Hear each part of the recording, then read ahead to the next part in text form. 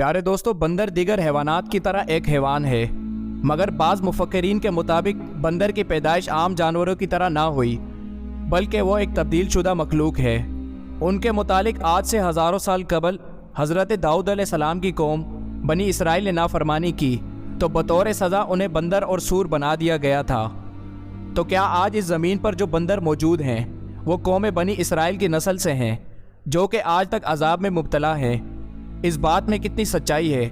تو آج کی اس ویڈیو میں ہم اس بات کو جانیں گے۔ السلام علیکم، جرنی ٹو اینڈ کی ویڈیوز میں خوش آمدید۔ ناظرین گرامی، قرآن مجید میں بہت سی قوموں کے ایسے واقعات بیان ہوئے ہیں جن میں ان کے غلط کام اور اللہ تبارک و تعالیٰ کی حدود میں تجاوز سے سخت ترین عذاب کا سامنا کرنا پڑا۔ اس سلسلے میں مشہور واقعہ بیان کیا جاتا ہے۔ دوستو، یہ واقعہ یہودیوں کی ایک بستی سے تعلق رکھتا ہے۔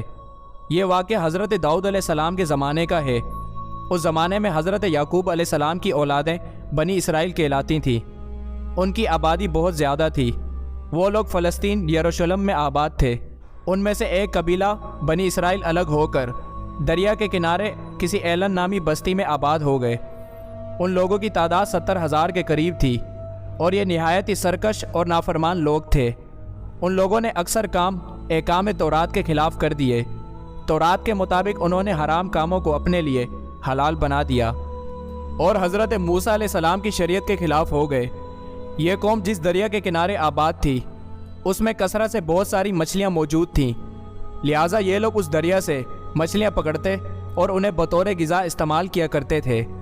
لہٰذا اللہ تبارک و تعالیٰ نے انہیں ایک آزمائش میں ڈالا۔ قرآن مجید میں اصحاب سبت کی بستی کا نام درج نہیں ہے، بلکہ اتنا بیان کیا گیا ہے کہ وہ بستی ساحل سمندر پر موجود تھی۔ اس سلسلے میں علامہ ابن کثیر لکھتے ہیں کہ یہ وہ بستی ہے جس کا نام ایلا تھا اور یہ بحیرہ کلثم کے کنارے پر واقع تھی۔ حضرت ابن عباس رضی اللہ عنہ فرماتے ہیں یہ وہی بستی ہے جسے ایلا کہا جاتا ہے اور وہ مدین اور دور کے درمیان واقع ہے۔ چنانچہ حضرت داؤد علیہ السلام کی قوم کو یہ حکم ملا کہ وہ ہفتے کے دن مچھلیوں کا شکار نہ کیا کریں اور نہ اس دن کسی چیز کی خرید و فروخت کیا کریں۔ اس دن مچھلیاں پکڑنا ان کے لیے حرام قرار دیا گیا۔ اس کے علاوہ کسی اور دنوں میں انہیں مچھلیاں پکڑنے کی اجازت تھی۔ لہٰذا حضرت داؤد علیہ السلام کے حکم کے مطابق انہوں نے اتوار سے جمعے تک مچھلیاں پکڑنا شروع کر دیں۔ ہفتے کے دن دریا میں مچھلیاں بہت ہی زیادہ ہوتیں اور باقی دنوں بہت کم۔ ہفتے کے دن جب حضرت داؤد علیہ السلام کی قوم دریا کے قریب آتی تو اتنی زیادہ مچھلیاں دیکھ کر ان کے دل بے ایمان ہو جاتے۔ شیطان نے ان کی اس لالچ کا فائدہ اٹھا کر ان لوگوں کو اکسانا شروع کر دیا۔ انہوں نے سوچ لیا کہ ہفتے کے دن دریا میں جال لگا دیا کریں گے اور اتوار کو پکڑ لیا کریں گے۔ اس طرح کچھ لوگوں نے جال لگا دیے اور باقی کچھ لوگوں نے چھوٹے چھوٹے حوض گھروں تک بنا لیے اور اس حوض کا دریا تک راستہ بنا لیا۔ ہفتے کے دن جب مچھلیاں حوض کے جال میں آ جاتی تو وہ اسے پکا کر کھا لیتے۔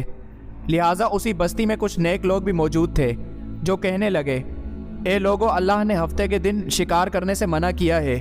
یہ جو تم جال پھینکتے ہو یا حوض بناتے ہو، ان میں ہفتے کے دن اگر مچھلی پھنستی ہے تو یہ شکار ہفتے کے دن کا ہوگا۔ اللہ کے عذاب سے ڈرو اور اللہ کی نافرمانی نہ کرو۔ چنانچہ وہ لوگ اس بات کا مذاق اڑانے لگے اور کہنے لگے، ہماری جو مرضی ہوگی ہم وہ کریں گے۔ تو یوں اللہ کے نیک بندوں نے اس بستی کے بیچوں بیچ ایک دیوار تعمیر کر دی اور یہ حکم نافذ کیا کہ اللہ کی نافرمانی کرنے والے دیوار کے اس طرف ہو جائیں اور ہم جو اللہ کے فرما بردار ہیں اس طرف ہو جائیں گے۔ وہ تمام لوگ ان نافرمانوں سے کہتے رہے، اے بدبختو، اللہ کے عذاب سے ڈرو۔ قوم سمود اور قوم لوط کا جو حشر ہوا اس کو یاد کرو اور اللہ کی نافرمانی نہ کرو، ورنہ تم پر بھی کوئی عذاب آ جائے گا۔ چنانچہ وہ سارے نافرمان جن کی تعداد 12,000 کے قریب تھی سب ہنستے رہتے اور کہنے لگے، یہ تو کتابی باتیں ہیں، ہم پر کوئی عذاب نہیں آئے گا۔ قرآن مجید کے مطابق یہود کو تلقین کی گئی تھی کہ وہ سنیچر کی حرمت پر قائم رہیں اور جن باتوں کو اس دن کے حوالے سے قرار دیا گیا اس سے بچتے رہیں، جیسا کہ ارشاد باری تعالیٰ ہے، اور ہم نے ان یہودیوں سے کہا کہ سبا سنیچر کے بارے میں حد سے نہ گزرنا، اور ہم نے ان سے مضبوط عہد لیا۔ پس جیسے ہی وہ گروہ 2 حصوں میں تقسیم ہو گیا، ایک وہ جو کہ اللہ کے فرما بردار تھے اور دوسرے وہ جو اللہ کے نافرمان دیوار کے اس طرف تھے، وہ نافرمان پوری رات ہنستے رہتے اور مذاق اڑاتے رہتے۔ وہ اللہ کے فرما بردار دیوار کے اس طرف اللہ سے دعا کرتے رہتے۔ چنانچہ اگلے دن جیسے ہی صبح ہوئی وہ نیک صالح انسان اٹھے۔ انہوں نے محسوس کیا کہ دیوار کے اس طرف سے کسی کی آواز نہیں آ رہی تھی۔ چنانچہ جیسے ہی دیوار کے اس طرف چڑھ کر دیکھنے لگے تو کیا دیکھتے ہیں کہ سارے کے سارے انسان بندر کی شکل میں تبدیل ہو چکے تھے اور وہ بندر کی حرکتوں کو انجام دے رہے تھے۔ ان لوگوں میں سے جو ان کے رشتہ دار تھے انہوں نے ان بندروں کو اپنے اپنے کپڑوں سے پہچان لیا اور چیخ کر رونے لگے اور اللہ سے معافی مانگنے لگے۔ لیکن جب اللہ تبارک و تعالیٰ کا عذاب آتا ہے تو وہ ہو کر رہتا ہے۔ چنانچہ وہ 12,000 لوگ جو کہ بندر بن چکے تھے کچھ بھی کھا پی نہیں رہے تھے، اور یوں وہ 3 دن بعد سب کے سب عذاب میں آ کر ہلاک ہو گئے۔ سورہ اعراف میں ان کے متعلق تفصیلی ذکر ہے۔ مندرجہ ذیل قرآن مجید سے معلوم ہوتا ہے کہ جنہیں بندر بنا دیا گیا تھا وہ حضرت موسیٰ علیہ السلام کی قوم میں سے تھے۔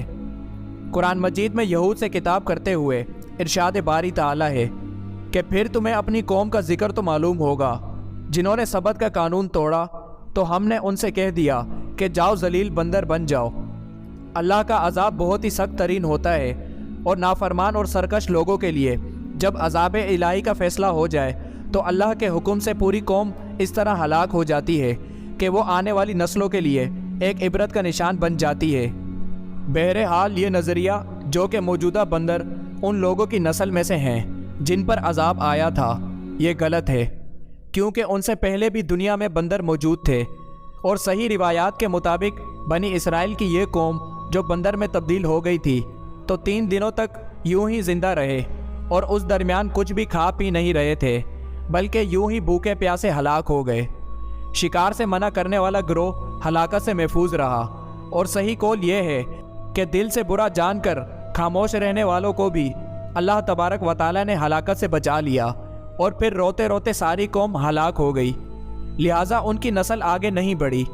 اکرم بیان کرتے ہیں کہ ایک دن میں حضرت ابن عباس رضی اللہ عنہ کی خدمت میں حاضر ہوا تو وہ رو رہے تھے، اور دیکھا کہ ان کی گود میں قرآن کھلا ہوا ہے۔ میں کچھ دیر ان کی ہیبت کی وجہ سے ان کے قریب نہ گیا، لیکن جب اسی حالت میں کافی دیر ہو گئی تو پھر میں آگے بڑھ کر بیٹھ گیا اور عرض کیا، اللہ مجھ کو آپ پر قربان کرے، آپ کیوں رو رہے ہیں؟ تو فرمایا، قرآن نے مجھے رلا دیا ہے۔ وہ سورہ آل اعراف تھی۔ انہوں نے مجھ سے پوچھا، کیا تم ایلا کو جانتے ہو؟ میں نے کہا ہاں۔